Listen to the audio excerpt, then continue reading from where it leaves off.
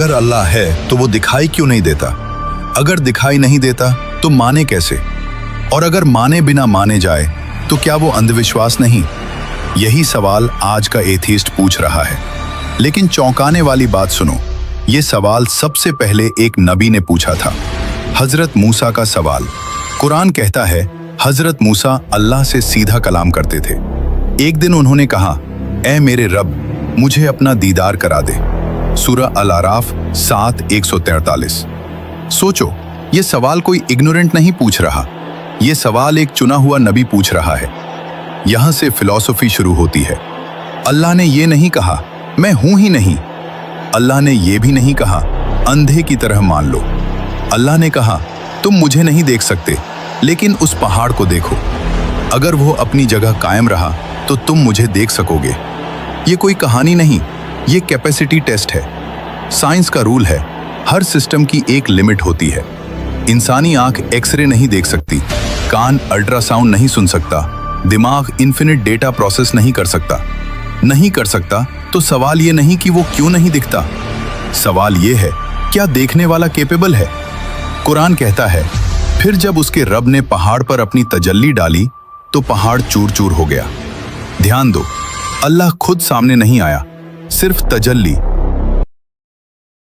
Infinite data process नहीं कर सकता तो सवाल ये नहीं कि वो क्यों नहीं दिखता, सवाल ये है क्या देखने वाला कैपेबल है? कुरान कहता है फिर जब उसके रब ने पहाड़ पर अपनी तजल्ली डाली तो पहाड़ चूर चूर हो गया। ध्यान दो, अल्लाह खुद सामने नहीं आया, सिर्फ तजल्ली यानी अल्लाह की पावर का रिफ्लेक्शन पड़ा। लाखों साल पुराना पहाड़ मिट्टी, अल्लाह का नबी बेहोश। अब एथीस्ट से सवाल, अगर पहाड़ नहीं झेल सका, अगर नबी बेहोश हो गया, तो इंसानी आंख अल्लाह को कैसे झेल लेगी? एथीस्ट असल में क्या कह रहा है? मेरे स्टैंडर्ड्स पर खुद को प्रूव करो। यानी इंसान खुद को जज मान बैठा है, क्रिएटर को डॉक में खड़ा कर दिया। साइकोलॉजी इसे कहती है ईगो सेंट्रिक बायस, जहां इंसान मानता है जो मेरी समझ में आए वही सच है। फिलॉसफी का बेसिक रूल है, क्रिएटर को क्रिएशन के टूल्स से नहीं नापा जाता। अल्लाह मैटर नहीं, एनर्जी नहीं, स्पेस टाइम में बंद नहीं, तो माइक्रोस्कोप से अल्लाह मांगना उतना ही बचकाना है जितना कैलकुलेटर से इमोशंस नापना। मैथ कहता है इन्फिनिटी को फाइनाइट नंबर में फिट नहीं किया जा सकता, लिमिटेड कंटेनर इन्फिनिट को होल्ड नहीं कर सकता। इंसानी आंख is equal to finite, Allah is equal to infinite. तो कॉन्ट्रडिक्शन अल्लाह में नहीं, एक्सपेक्टेशन में है। जब मूसा होश में आए तो उन्होंने कहा, मैं तेरी पाकी बयान करता हूं, मैं सबसे पहले ईमान लाने वालों में हूं। यानी सवाल खत्म हो गया, शक टूट गया, औकात समझ आ गई। कुरान फैसला सुनाता है, निगाहें उसे पा नहीं सकती और वो सब निगाहों को पा लेता है। सूरह अल-अनाम 603। अल्लाह को न देख पाना अल्लाह के न होने का सबूत नहीं, यह इंसान के छोटे होने का सबूत है। सवाल ये नहीं अल्लाह दिखाई क्यों नहीं देता, असल सवाल ये है क्या इंसान इतना बड़ा है कि अल्लाह को देख सके? गॉड को किसने बनाया? ये सवाल तभी पैदा होता है जब हम गॉड को भी क्रिएशन समझ लेते हैं। लेकिन क्लासिकल लॉजिक में डेफिनेशन बिल्कुल क्लियर है, God is equal to creator, universe is equal to created. अगर आप क्रिएटर को भी क्रिएटेड मान लेंगे तो एक इन्फिनिट रिग्रेस शुरू हो जाएगा। ए ने बी को बनाया, बी को सी ने, सी को डी ने, और ये सिलसिला कभी खत्म ही नहीं होगा। लॉजिक साफ कहता है इन्फिनिट रिग्रेस लॉजिकली इम्पॉसिबल होता है, क्योंकि अगर कारण कभी रुकते ही नहीं तो कुछ भी एग्जिस्ट ही नहीं कर पाएगा। इसलिए लॉजिक फोर्स करता है कि एक ऐसी रियलिटी हो जो अनक्रिएटेड हो, जो सेल्फ एग्जिस्टेंट हो, जो किसी पर डिपेंडेंट न हो।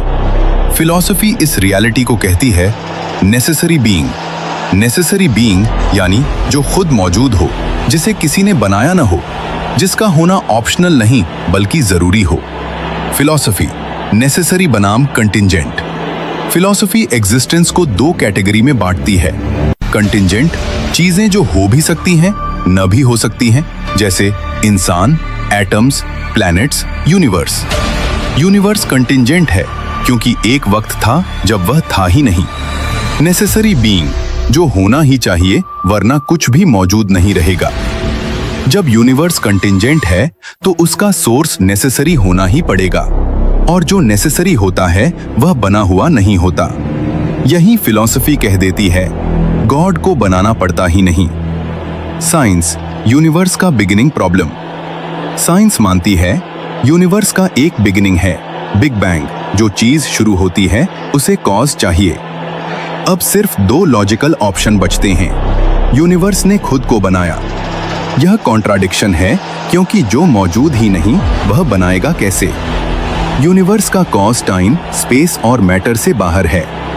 इसका मतलब टाइम के बाहर का कॉज, टाइमलेस स्पेस के बाहर का कॉज, स्पेसलेस मैटर के बाहर का कॉज।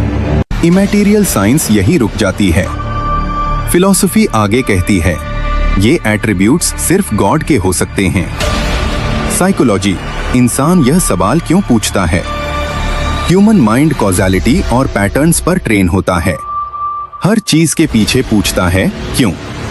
दिक्कत तब होती है जब हम यूनिवर्स के अंदर के रूल्स यूनिवर्स के बाहर वाली रियलिटी पर लागू कर देते हैं। इसे कहते हैं कैटेगरी एरर। जैसे पूछना नॉर्थ पोल के नॉर्थ में क्या है। सवाल सुनने में इंटेलिजेंट लगता है, लेकिन कंसेप्चुअली इनवैलिड होता है। इसी तरह गॉड को किसने बनाया, यह सवाल भी ज्यादातर मेंटल कंफ्यूजन से पैदा होता है, न कि जेन्युइन रैशनल इंक्वायरी से। कुरान सीधा, शॉर्ट और क्रिस्टल क्लियर जवाब। कुरान इस कंफ्यूजन को एक ही सूरा में खत्म कर देता है। सूरा अल इखलास। अल्लाहुस समद। समद का मतलब अल्लाह वह रियलिटी है जिस पर सब डिपेंड करते हैं, लेकिन जो खुद किसी पर डिपेंड नहीं करता। और फिर फाइनल डिक्लेरेशन, न उसने किसी को जना न वह जना गया। यानी अल्लाह बॉर्न नहीं, अल्लाह क्रिएटेड नहीं, अल्लाह कॉज्ड नहीं। फाइनल लॉजिकल कंक्लूजन, जो चीज बनाई गई हो, टाइम में बंधी हो, डिपेंडेंट हो, वह गॉड हो ही नहीं सकती। गॉड का मतलब ही है uncaused cause, necessary being, eternal reality. इसलिए सवाल गॉड को किसने बनाया का सही, लॉजिकल और रैशनल जवाब है गॉड को किसी ने नहीं बनाया, क्योंकि अगर कोई उसे बनाता तो वह गॉड होता ही नहीं।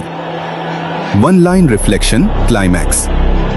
यह सवाल गॉड को डिस्प्रूव नहीं करता, यह सिर्फ यह दिखाता है कि हम गॉड को क्रिएशन जैसा समझने की गलती कर रहे हैं।